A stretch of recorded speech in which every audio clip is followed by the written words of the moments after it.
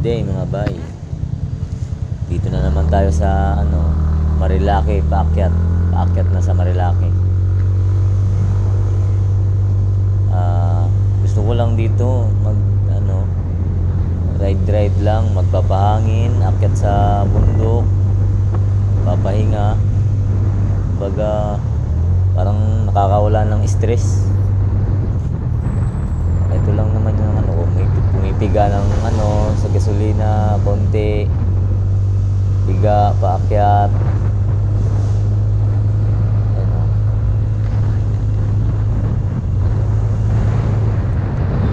Kung gusto nyong mag-rides, pwede dito. Daming pasyalan sa ibabaw, mga bay.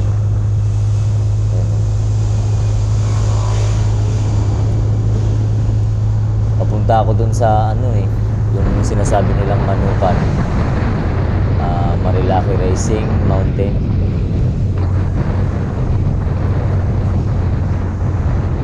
Dito banda, maraming namimitik banda, mga bay. Kahit dyan sa unahan na yan, yan sa may kanto sa gilid. Yan.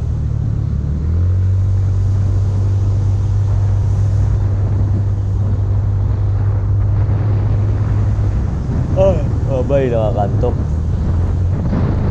Pero kahit nakakantok, masarap naman mag-rides.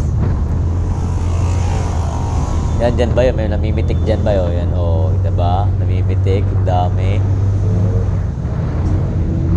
Yan.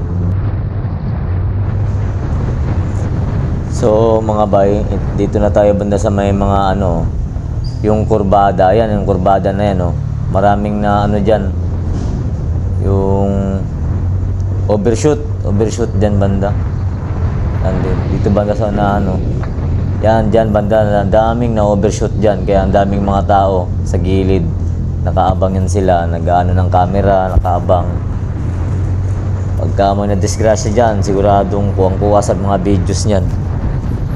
Doon banda sa may mga na yon, maraming tao, overshoot kasagaran.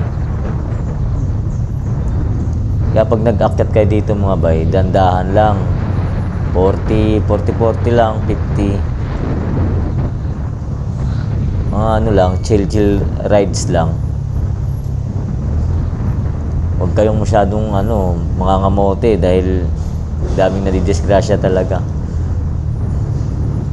Tapos mga bay, kung magpapapitik kayo, dapat dahan-dahan lang sa pagmamaneho para kayo ay mapicturan. Yan ba yun? Malapit na, puputulin ko to ng mga 4 minutes lang, baka kasi mabilis lang mapuno yung memory card. Bilis lang. Nanghali na ako, nakakyat eh. Alas 10 na yata oras. Doon kami kumain mga bay.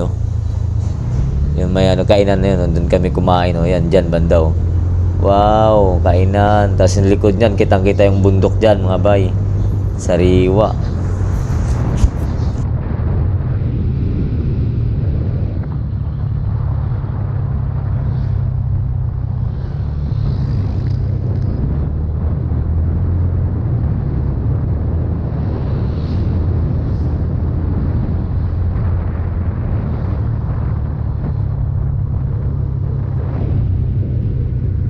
Hanggang dito lang muna mga bay, puputulin ko lang muna ang video, mahaba na.